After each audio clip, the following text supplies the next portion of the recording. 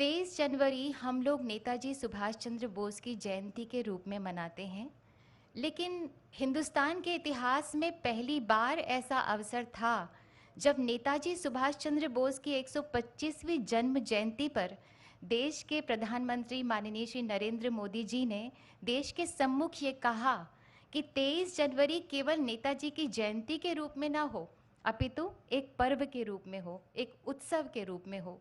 आज पूरा हिंदुस्तान मिलके पराक्रम दिवस मना रहा है। मैं नमन करती हूँ नेताजी सुभाष चंद्र बोस को और नमन करती हूँ उस सोच को जिसने इसको पराक्रम दिवस के उत्सव के रूप में मनाने की हम सबको प्रेरणा दी। एक बार जोरदार तालियों से हम सभी माननीय प्रधानमंत्री जी का अभिवादन करना चाहते हैं। और अब हम निवेदन करते हैं माननीय गृह एवं सहकारिता मंत्री श्री अमित शाह जी से कि कृपया स्वागत संबोधन दें।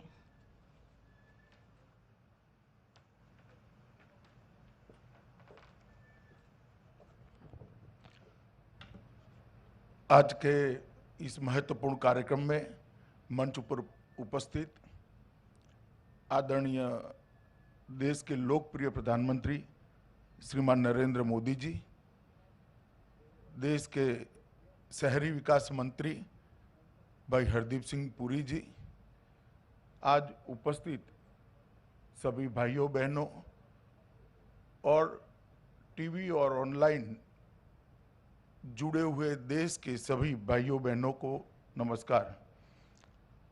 आज जैसे कि हम सब जानते हैं, नेताजी का जन्मदिन है, 125वां जन्मदिन है और कुछ समय पहले ही हमारे प्रधानमंत्री नरेंद्र मोदी जी ने नेताजी के जन्मदिन को पराक्रम दिन के रूप में मनाने की शुरुआत करी और आज इस पराक्रम दिन पर एक ऐतिहासिक फैसला लेते हुए मोदी जी ने ये भी तय किया है कि आज़ादी के अमृत महोत्सव में आज़ादी के गणतंत्र दिन की शुरुआत भी 23 तारीख से ही शुरू कर दी जाएगी।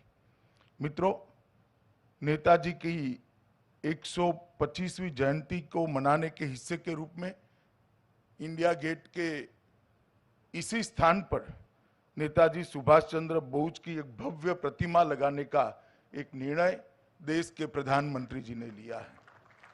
नेताजी की प्रतिमा यही मार्ग पर देश की आने वाली पीढ़ियों को अनेक सालों तक, अनेक युगों तक पराक्रम, देशभक्ति और बलिदान की प्रेरणा देगी, क्योंकि ये सिर्फ ग्रेनाइट से बनी हुई प्रतिमा नहीं होगी।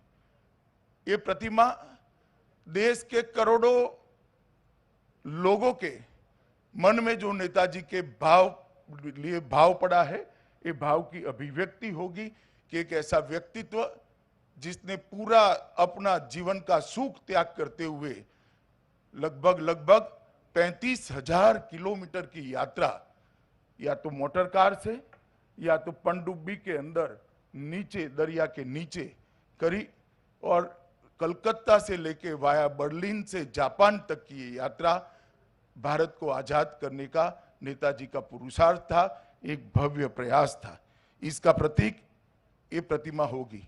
जब तक ये प्रतिमा लगेगी तब तक होलोग्राम से कुछ ही समय के बाद हम यहाँ पर नेताजी की प्रतिमा की प्रतिकृति देखेंगे और आज पूरे देश के करोड़ों लोगों को मन को शांति मिलेगी कि नेताजी का जिस प्रकार का योगदान आजादी के संघर्ष के लिए रहा, आजादी के आंदोलन के लिए रहा, वो उसका सम्मान करने का काम देश के प्रधानमंत्री नरेंद्र मोदी जी ने इतने सालों के बाद किया है और ये प्रतिमा इसका प्रतीक बनकर रहने वाली है। चलो दिल्ली का नारा आज भी युवाओं को चेतना और ऊर्जा प्रदान करता है। उनके संघर्ष की गाथाएं आज भी युवाओं को भारत के पुनर्निर्माण के साथ जोड़ती है और उनका ये पूरा व्यक्तित्व आने वाले दिनों में हम देखेंगे कि इससे कई युवा प्रेरणा लेकर आगे बढ़ेंगे। मित्रों, नेताजी का ये जो 35,000 किलोमीटर का यात्रा है, वो यात्रा का पूरा मार्ग मुझे लगता है कि देश के युवाओं को इसी मूर्ति की स्थापना के साथ वो पूरे घटनाक्रम को अभ्यास करने का भी मन होगा और उसमें से प्रेरणा लेने का भी मन होगा। कई सालों तक देश के अंदर जिन्होंने आज़ादी के संघर्ष के अंदर, आज़ादी के आंदोलन के अंदर जिन्होंने बड़ा पराक्रम किया है, बड़ा योगदान दिया, इन लोगों को नाम को भुलाने का प्रयास किया गया। आज आज़ादी के अमृत वर्ष के योग पर नेताजी की प्रतिमा यहाँ लगाने का जो फैसला किया गया है, इससे पूरा देश संतोष और उत्साह का अनुभव कर रहा है। मित्रों, जब ये प्रतिमा यहाँ पर लग जाएगी तब इतिहास को भी अपने प्यारे बेटे को यहाँ देखकर बहुत संतोष होगा, ऐसा मेरा मानना है। मैं हम सब की ओर से, पूरे देश की ओर से इस फैसले को, प्रधानमंत्री जी को इस फैसले लेने के लिए बहुत बहुत धन्यवाद ज्ञापित करता हूँ। मित्रों, प्रधानमंत्री जी ने एक और बड़ा निर्णय किया है कि देश के अंदर जो नेताजी के नाम से एक पुरस्कार चालू किया है और ये पुरस्कार भी आज यहाँ पर सुभाष चंद्र बोस आपदा प्रबंधन पुरस्कार भी यहाँ पर दिए जाएंगे। वर्ष 19, वर्ष 20 और वर्ष 21 और 22 के सुभाष चंद्र बोस आपदा प्रबंधन पुरस्कार भी यहाँ पर दिए जाएंगे। इससे आपदा प्रबंधन के क्षेत्र में काम करने वाले सभी लोगों को सुभाष चंद्र बोस के नाम से साथ जुड़े हुए पुरस्कार हमेशा आपदा प्रबंधन के क्षेत्र में उत्कृष्ट कामगिरी करने के लिए प्रेरित करते रहेंगे।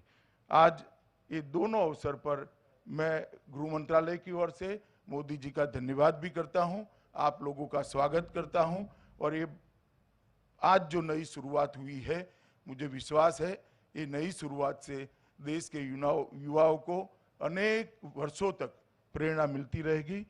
आप सभी का धन्यवाद। नमस्कार।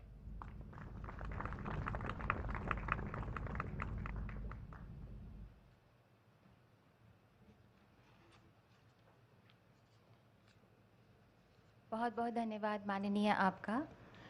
नेताजी सुभाष चंद्र बोस ने कहा था कि अंतिम विजय हमारी ही होगी। हमारे मरने से अगर भारत जी उठे तो हमें हंसते हंसते मर जाना चाहिए।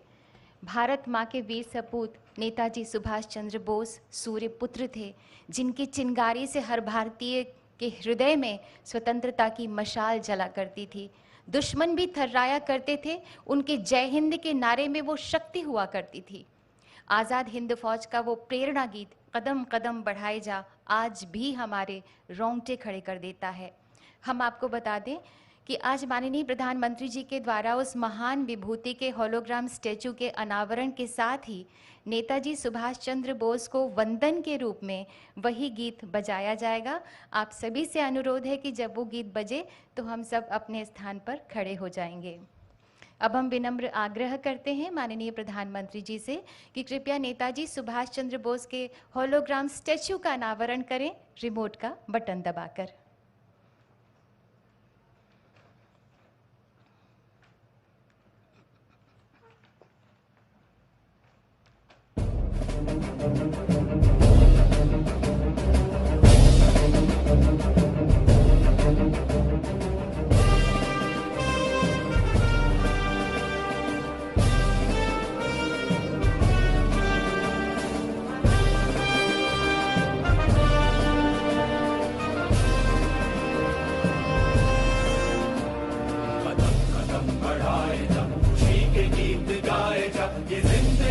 कौम की तू कौम पे लुटाए जा, कदम कदम बढ़ाए जा, खुशी के गीत गाए जा। ये जिंदगी है कौम की तू कौम पे लुटाए जा।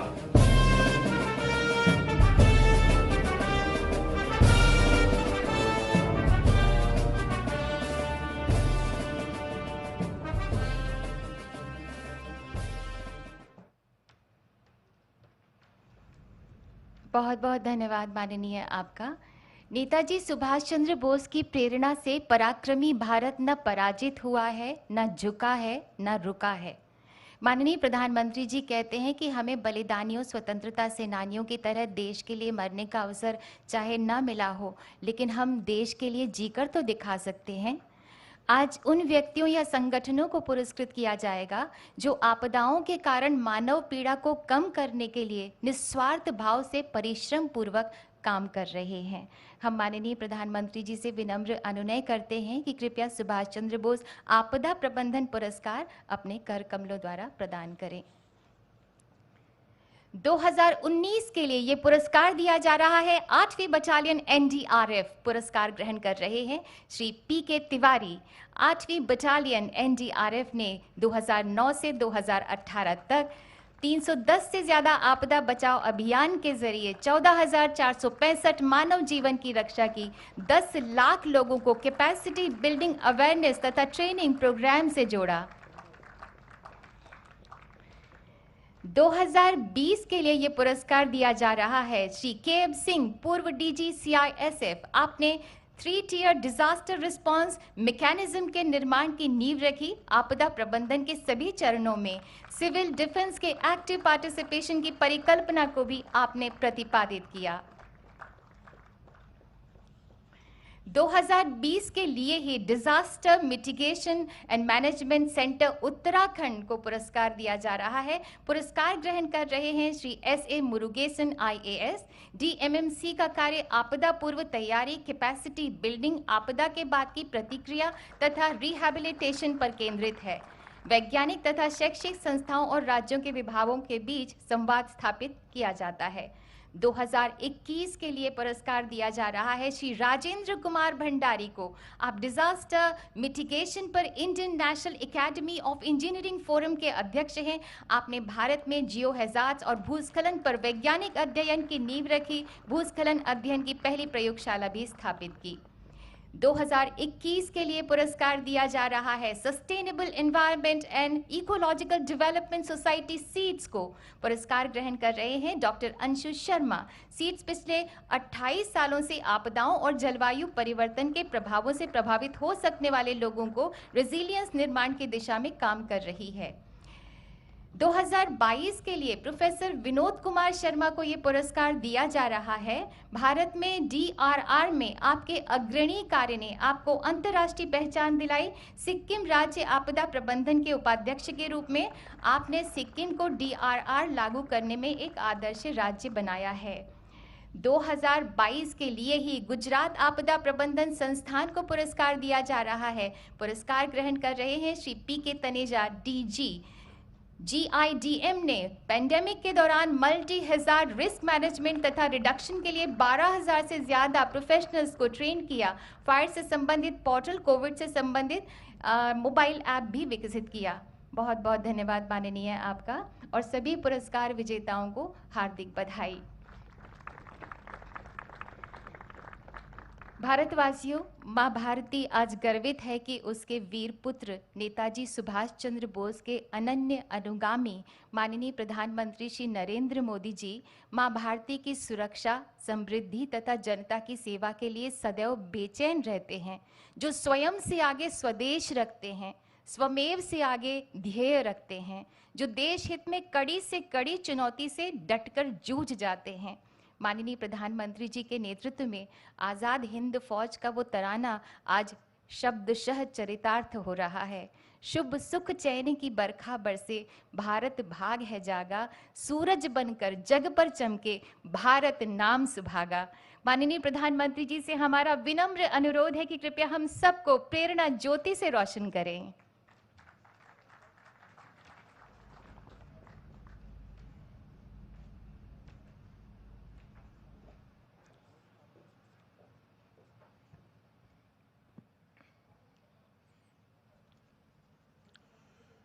इस ऐतिहासिक कार्यक्रम में उपस्थित मंत्री परिषद के मेरे साथी श्री अमित शाह, श्री हरदीप पुरी जी, मंत्रिमंडल के अन्य सदस्य, आईएन के सभी ट्रस्टी, एनडीएमए के सभी सदस्यगण, jury members, NDRF, coast guards और आईएमडी के डायरेक्टर जनरल्स, आपदा प्रबंधन पुरस्कारों के सभी विजेता साथी, अन्य सभी महानुभाव, भाइयों और बहनों, भारत मां के वीर सपूत नेताजी सुभाष चंद्र बोस की 125वीं जन्म जयंती पर पूरे देश की तरफ से मैं आज कोटि कोटि नमन करता हूं। ये दिन ऐतिहासिक है, ये कालखंड भी ऐतिहासिक है और ये स्थान जहां हम सभी एकत्रित हैं वो भी ऐतिहासिक है। भारत के लोकतंत्र की प्रतीक हमारी संसद पास में है, हमारी क्रियाशीलता और लोकनिष्ठा के प्रतीक अनेक भवन भी हमारे साथ पास में नजर आ रहे हैं, हमारे वीर शहीदों को समर्पित नेशनल वॉर मेमोरियल भी पास है। इन सब के आलोक में आज हम इंडिया गेट पर अमृत महोत्सव मना रहे हैं और नेताजी सुभाष चंद्र बोस को आदरपूर्वक श्रद्धांजलि दे रहे हैं। नेताजी सुभाष, जिन्होंने हमें स्वाधीन और संप्रभु भारत का विश्वास दिलाया था, जिन्होंने बड़े गर्व के साथ, बड़े आत्मविश्वास के साथ, बड़े साहस के साथ अंग्रेजी सत्ता के सामने कहा था, मैं स्वतंत्रता की भीख नहीं लूंगा, मैं स्वतंत्रता की भीख नहीं लूंगा, मैं इसे हासिल करूंगा। जिन्होंने भारत की धरती पर पहली आजाद सरकार को स्थापित किया था, हमारे उन नेताजी की भव्य प्रतिमा आज डिजिटल स्वरूप में इंडिया गेट के समीप स्थापित हो रही है। जल्द ही इस होलोग्राम प्रतिमा के स्थान पर ग्रेनाइट की विशाल प्रतिमा भी लगेगी। ये प्रतिमा आजादी के महानायक को कृतज्ञ राष्ट्र की श्रद्धांजलि है। नेताजी सुभाष की ये प्रतिमा हमारी लोकतांत्रिक संस्थाओं को, हमारे पीढ़ियों को राष्ट्रीय कर्तव्य का बोध कराएगी, आने वाली पीढ़ियों को, वर्तमान पीढ़ी को निरंतर प्रेरणा देती रहेगी। साथियों, पिछले साल से देश ने नेताजी की जयंती को पराक्रम दिवस के रूप में मनाना शुरू किया है। आज पराक्रम दिवस के अवसर पर सुभाष चंद्र बोस आपदा प्रबंधन पुरस्कार भी दिए गए हैं। नेताजी के जीवन से प्रेरणा लेकर ही इन पुरस्कारों को देने की घोषणा की गई थी। साल 2019 से 2022 तक उस समय के सभी विजेताओं, सभी व्यक्तियों, सभी संस्थाओं को जिन्हें आज सम्मान का अवसर मिला है, उन सबको भी मैं बहुत बहुत बधाई देता हूं। साथियों, हमारे देश में आपदा प्रबंधन को लेकर जिस तरह का रवैया रहा था, उस पर एक कहावत बहुत सटीक बैठती है, जब प्यास लगी तो कुआं खोदना। और जिस मैं काशी क्षेत्र से आता हूं, वहां तो एक और भी कहावत है। वो कहते हैं, भोज गड़ी कोहड़ा रोपे, यानी जब भोज का समय आ गया तो कोहड़े की सब्जी उगाने लगना। यानी जब आपदा सिर पर आ जाती थी तो उससे बचने के उपाय खोजे जाते थे। इतना ही नहीं, एक और हैरान करने वाली व्यवस्था थी जिसके बारे में कम ही लोगों को पता है। हमारे देश में वर्षों तक आपदा का विषय एग्रीकल्चर डिपार्टमेंट के पास रहा था। इसका मूल कारण यह था कि बाढ़, अतिवृष्टि, ओले गिरना, ऐसी जो स्थितियां पैदा होती थी, उसे निपटने का जिम्मा, उसका संबंध कृषि मंत्रालय से आता था। देश में आपदा प्रबंधन ऐसे ही चलता रहता था।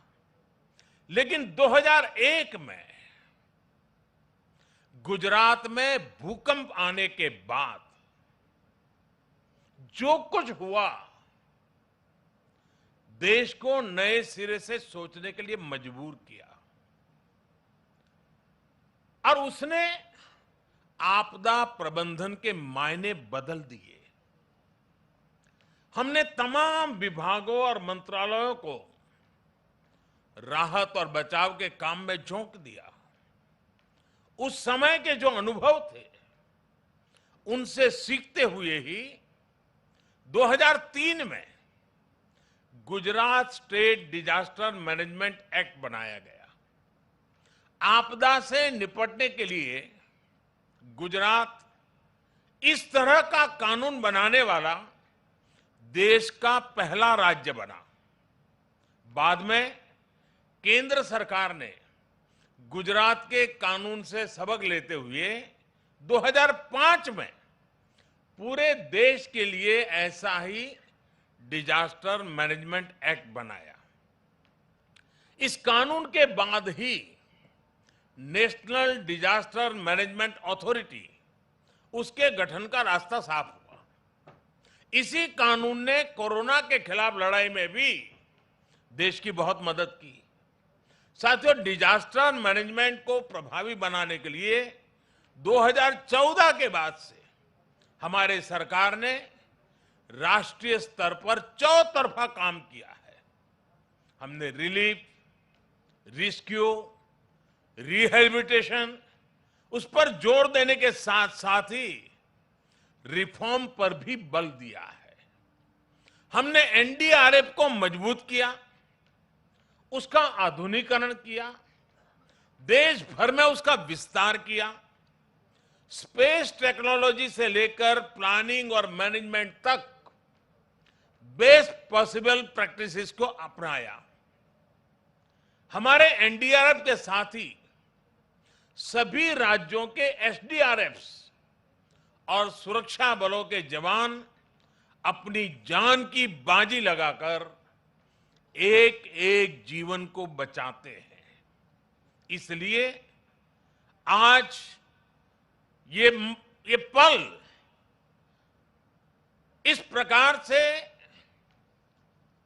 जान की बाजी लगाने वाले, औरों की जिंदगी बचाने के लिए खुद की जिंदगी का दांव लगाने वाले,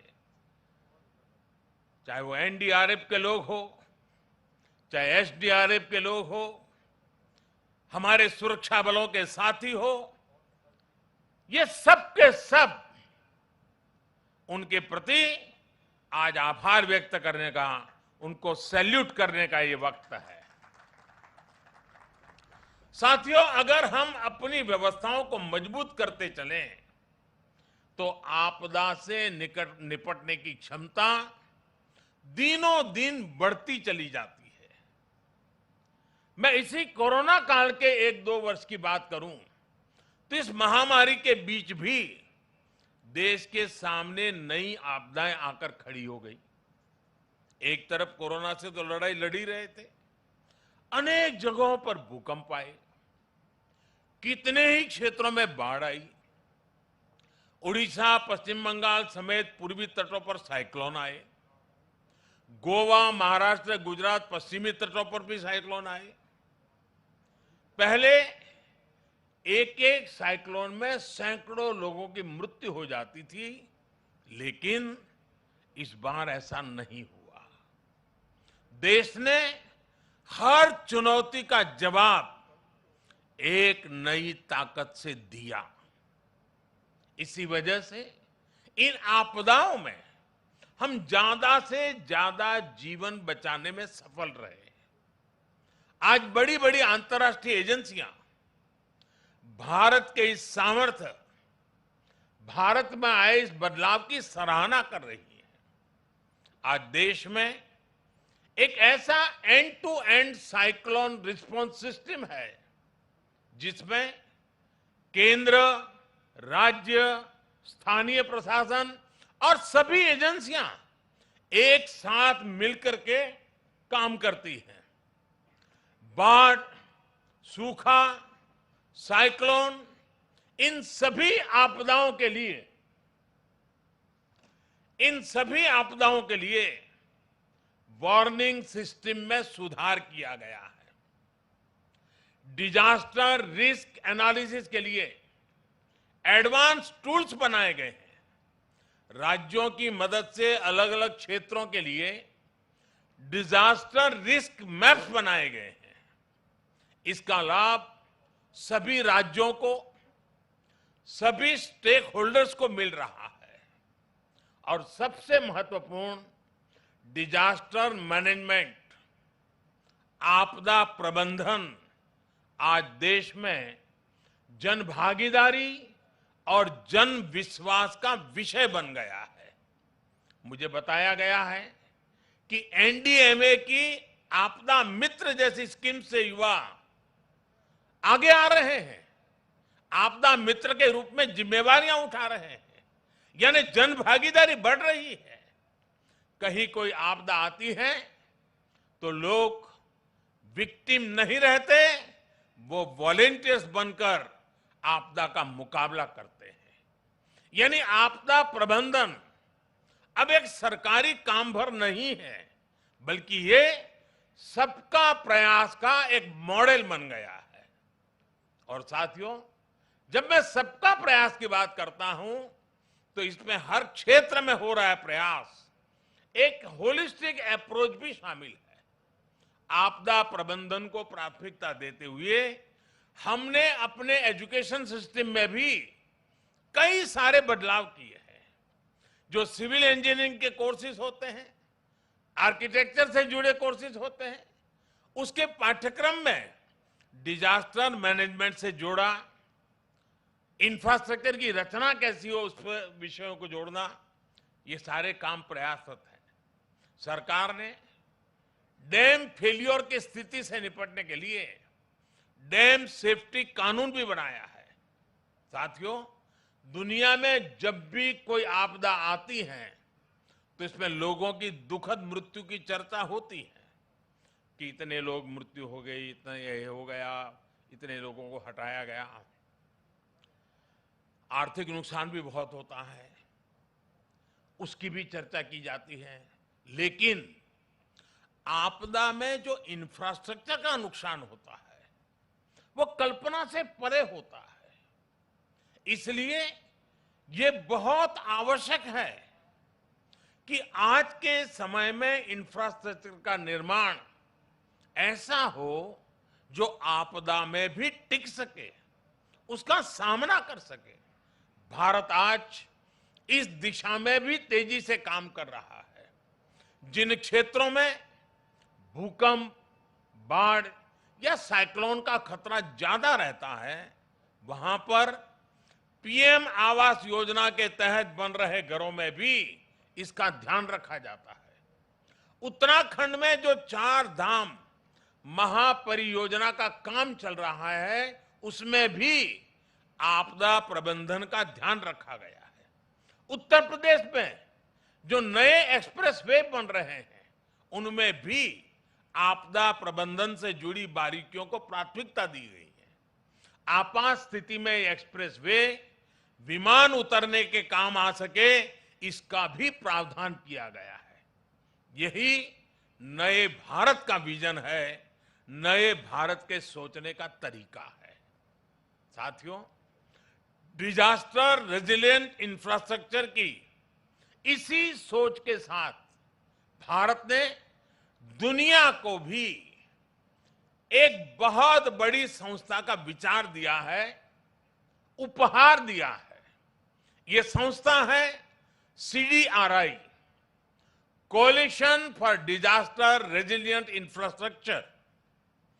भारत की इस पहल में ब्रिटेन हमारा प्रमुख साथी बना है और आज दुनिया के 35 देश इससे जुड़ चुके हैं। दुनिया के अलग अलग देशों के बीच में, सेनाओं के बीच में हमने ज्वाइंट मिलिट्री एक्सरसाइज बहुत देखी है, पुरानी परंपरा है, उसकी चर्चा भी होती है। लेकिन भारत ने पहली बार डिजास्टर मैनेजमेंट के लिए ज्वाइंट ड्रिल की परंपरा शुरू की है। कई देशों में मुश्किल समय में हमारी डिजास्टर मैनेजमेंट से जुड़ी एजेंसियों ने अपनी सेवाएं दी हैं, मानवता के प्रति अपने कर्तव्य का निर्वाह किया है। जब नेपाल में भूकंप आया, इतनी बड़ी तबाही मची, तो भारत एक मित्र देश के रूप में उस दुख को बांटने के लिए जरा भी देरी नहीं की थी। हमारे NDRF के जवान वहां तुरंत पहुंच गए थे। डिजास्टर मैनेजमेंट का भारत का अनुभव सिर्फ हमारे लिए नहीं, बल्कि पूरी मानवता के लिए है। आप सभी को याद होगा, 2017 में भारत ने साउथ एशिया जियो स्टेशनरी कम्युनिकेशन सैटेलाइट को लॉन्च किया था। वेदर और कम्युनिकेशन के क्षेत्र में उसका लाभ हमारे दक्षिण एशिया के मित्र देश को मिल रहा है। साथियों, परिस्थितियां कैसी भी हो, अगर हम में हौसला है तो हम आपदा को भी अवसर में बदल सकते हैं। यही संदेश नेताजी ने हमें आजादी की लड़ाई के दौरान दिया था। नेताजी कहते थे, कभी भी स्वतंत्र भारत के सपने का विश्वास मत खोना। दुनिया की कोई ताकत नहीं है जो भारत को झकझोर सके। आज हमारे सामने आजाद भारत के सपनों को पूरा करने के लक्ष्य हैं। हमारे सामने आजादी के 100वें साल से पहले, 2047 के पहले नए भारत के निर्माण का लक्ष्य है। और नेताजी को देश पर जो विश्वास था, जो भाव नेताजी के दिल में उभरते थे, और उनके ही भावों के कारण मैं कह सकता हूं कि दुनिया की कोई ताकत नहीं है जो भारत को इस लक्ष्य तक पहुंचने से रोक सके। हमारी सफलताएं हमारी संकल्प शक्ति का सबूत है, लेकिन ये यात्रा अभी लंबी है। हमें अभी कई शिखर और पार करने हैं। इसके लिए जरूरी है हमें देश के इतिहास का हजारों सालों की यात्रा में इसे आकार देने वाले तप, त्याग और बलिदानों का बोध रहे। भाई और बहनों, आजादी के अमृत महोत्सव का संकल्प है कि भारत अपनी पहचान और प्रेरणाओं को पुनर्जीवित करेगा। ये दुर्भाग्य रहा कि आजादी के बाद देश की संस्कृति और संस्कारों के साथ ही अनेक महान व्यक्तित्वों के योगदान को मिटाने का काम किया गया। स्वाधीनता संग्राम में लाखों लाख देशवासियों की तपस्या शामिल थी, लेकिन उनके इतिहास को भी सीमित करने की कोशिश हुई। लेकिन आज आजादी के दशकों बाद देश उन गलतियों को डंके की चोट पर सुधार रहा है, ठीक कर रहा है। आप देखिए, बाबा साहब आंबेडकर से जुड़े पंच तीर्थों को देश उनकी गरिमा के अनुरूप विकसित कर रहा है। स्टैच्यू ऑफ यूनिटी आज पूरी दुनिया में सरदार वल्लभ भाई पटेल के यशगान की तीर्थ बन गई है। भगवान बिरसा मुंडा की जयंती को जनजातीय गौरव दिवस के रूप में मनाने की शुरुआत भी हम सब ने कर दी है। आदिवासी समाज के योगदान और इतिहास को सामने लाने के लिए अलग अलग राज्यों में आदिवासी म्यूजियम्स बनाए जा रहे हैं और नेताजी सुभाष चंद्र बोस के जीवन से जुड़ी हर विरासत को भी देश पूरे गौरव से संजो रहा है। नेताजी द्वारा अंडमान में तिरंगा लहराने की 75वीं वर्षगांठ पर अंडमान के एक द्वीप का नाम उनके नाम पर रखा गया है। अभी दिसंबर में ही अंडमान में एक विशेष संकल्प स्मारक नेताजी सुभाष चंद्र बोस के लिए समर्पित की गई है। ये स्मारक नेताजी के साथ साथ इंडियन नेशनल आर्मी के उन जवानों के लिए भी एक श्रद्धांजलि है जिन्होंने आजादी के लिए अपना सर्वस्व न्योछावर कर दिया था। ये मेरा सौभाग्य है कि पिछले वर्ष आज के ही दिन मुझे कोलकाता में नेताजी के पैतृक आवास भी जाने का अवसर मिला था। जिस प्रकार से वो कोलकाता से निकले थे, जिस कमरे में बैठकर वो पढ़ते थे, उनके घर की सीढ़ियां, उनके घर की दीवारें, उनके दर्शन करना, वो अनुभव शब्दों से परे है।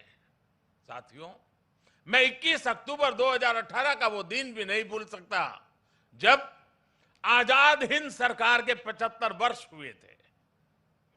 लाल किले में हुए विशेष समारोह में मैंने आजाद हिंद की कैप पहनकर तिरंगा फहराया था। वो पल अद्भुत था, वो पल अविस्मरणीय है। मुझे खुशी है कि लाल किले में ही आजाद हिंद फौज से जुड़े एक स्मारक पर भी काम किया जा रहा है। 2019 में 26 जनवरी की परेड में आजाद हिंद फौज के पूर्व सैनिकों को देखकर मन जितना प्रफुल्लित हुआ, वो भी मेरी अनमोल स्मृति है। और इससे भी मैं अपना सौभाग्य मानता हूं कि हमारी सरकार को नेताजी से जुड़ी फाइलों को सार्वजनिक करने का अवसर मिला। साथियों, नेताजी सुभाष कुछ ठान लेते थे तो फिर उन्हें कोई ताकत रोक नहीं सकती थी। हमें नेताजी सुभाष की can do, will do spirit से प्रेरणा लेते हुए आगे बढ़ना है। वो ये जानते थे, तभी ये बात हमेशा कहते थे, भारत में राष्ट्रवाद ने ऐसी सृजनात्मक शक्ति का संचार किया है जो सदियों से लोगों के अंदर सोई पड़ी थी। हमें राष्ट्रवाद भी जिंदा रखना है, हमें सृजन भी करना है और राष्ट्र चेतना को जागृत भी रखना है। मुझे विश्वास है कि हम मिलकर भारत को नेताजी सुभाष के सपनों का भारत बनाने में सफल होंगे। आप सभी को एक बार फिर पराक्रम दिवस की बहुत बहुत शुभकामनाएं देता हूं और मैं आज एनडीआरएफ, एसडीआरएफ के लोगों को भी विशेष रूप से बधाई देता हूं, क्योंकि बहुत छोटे कालखंड में उन्होंने अपनी एक पहचान बना दी है। आज कहीं पर भी आपदा हो या आपदा के संबंधित संभावनाओं की खबरें हो, साइक्लोन जैसी, और जब एनडीआरएफ के जवान यूनिफॉर्म में दिखते हैं, सामान्य मानवी को एक भरोसा हो जाता है कि अब मदद पहुंच गई। इतने कम समय में किसी संस्था और इसके यूनिफॉर्म की पहचान बनना, यानी जैसे हमारे देश में कोई तकलीफ हो और सेना के जवान आ जाएं तो सामान्य मानवी को संतोष हो जाता है, भाई बस अब ये लोग आ गए हैं। वैसा ही आज एनडीआरएफ और एसडीआरएफ के जवानों ने अपने पराक्रम से ये करके दिखाया है।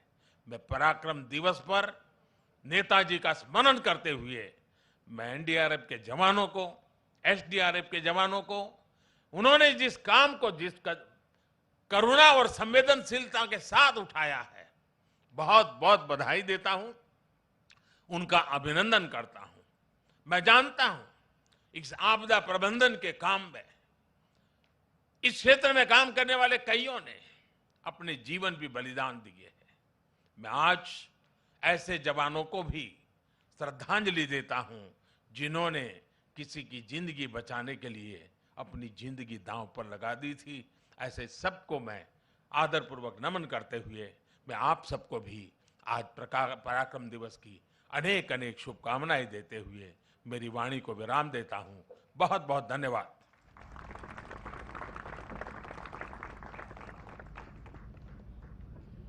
कोटि कोटि धन्यवाद माननीय प्रधानमंत्री जी, दिव्य कांति वाले शब्दों के लिए। बहुत बहुत आभार माननीय प्रधानमंत्री जी आपका। अवॉर्डीज से निवेदन है, कृपया फोटो के लिए स्टेज के पीछे पधारें। माननीय प्रधानमंत्री जी से विनम्र निवेदन है कि कृपया फोटो अपॉर्चुनिटी के लिए कृपया ये सौभाग्य प्राप्त कराएं।